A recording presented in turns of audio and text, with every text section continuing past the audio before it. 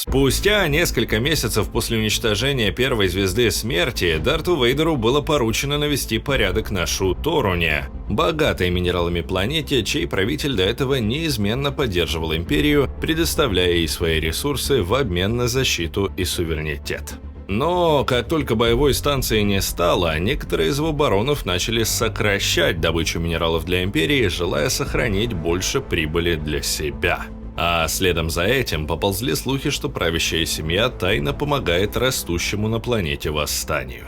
Поэтому Вейдер лично отправился на Шу-Торун, чтобы напомнить королю, кому на самом деле принадлежит власть, а также убедиться, что поставки полезных ископаемых продолжатся в согласованных ранее объемах.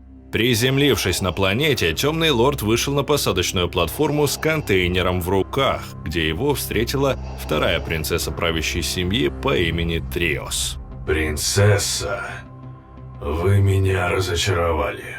Я ожидал увидеть вашего отца». Девушка объяснила, что ее отец слишком стар и не мог встретить его лично, поэтому поручил эту задачу ей. Но прежде чем проводить высокого гостя в тронный зал, она должна познакомить его с элементами культуры своей планеты. По пути Триос предложила передать его контейнер слугам, но Вейдер отказался, заявив, что это подарок для правителя Шу-Торуна, и он доставит его лично. После того, как Темный Лорд вместе с принцессой покинули посадочную платформу, дроиды-убийцы 3.0 и BT-1 незаметно покинули истребитель Вейдера для выполнения порученной им чрезвычайно важной миссии. Ну а тем временем принцесса привела Темного Лорда на церемониальный бал, где герцоги и бароны местных горнодобывающих компаний исполняли торжественный шуторунский вальс. Подобные церемонии казались Вейдеру бесполезной тратой времени, и он хотел поскорее перейти к делу. «Все эти танцы ни к чему».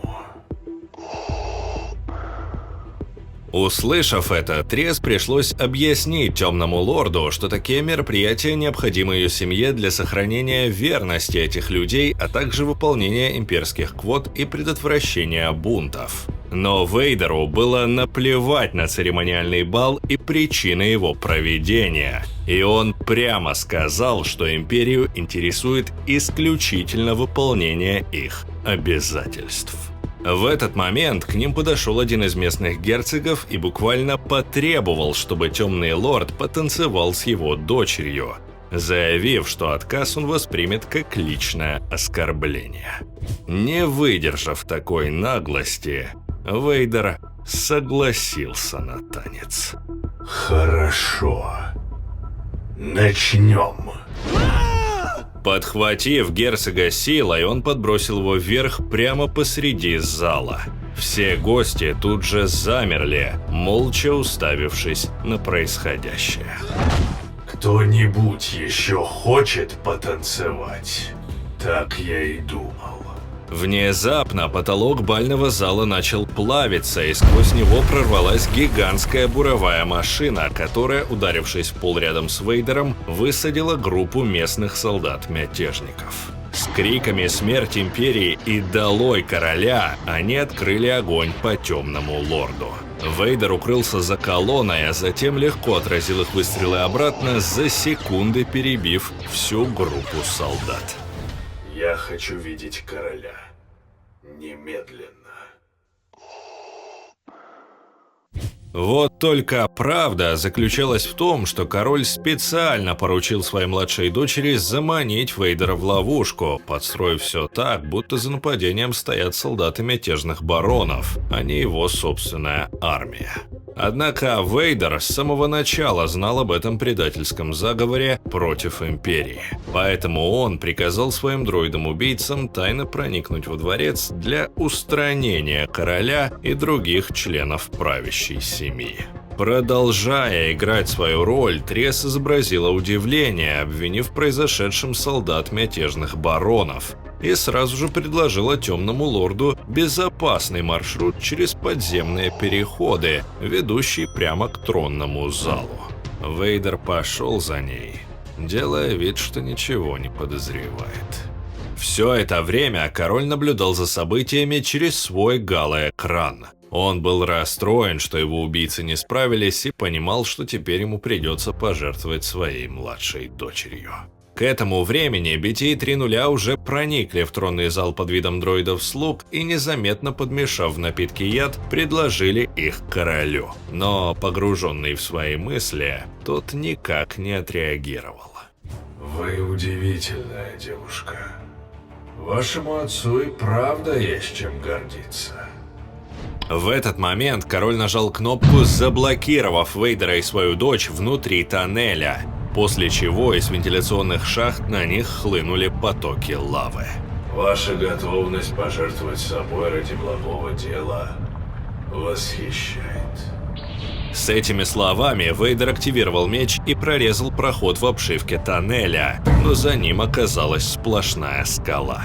Раскаленная лава стремительно приближалась, и времени на размышления больше не осталось. Понимая, что принцесса точно не его союзник, Темный Лорд оглушил ее и, воспользовавшись силой, притянул к себе висящую наверху металлическую лестницу. Подхватив бесчувственную девушку на плечо, он быстро взобрался наверх и запрыгнул в один из технических люков.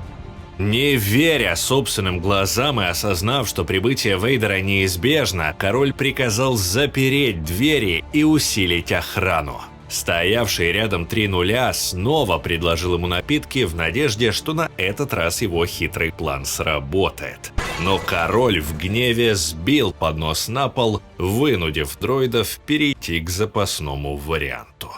А тем временем Темный Лорд вместе с принцессой наконец добрались до входа в тронный зал. Придя в сознание, Триас обнаружила лежащие рядом тела охранников и поняла, что все планы отца по убийству Вейдера провалились. Решив выполнить свой долг до конца, она предприняла отчаянную попытку убить его из бластера. Но лорд Ситхов был к этому готов и быстрым взмахом меча отсек ей руку вместе с зажатым в ней оружием.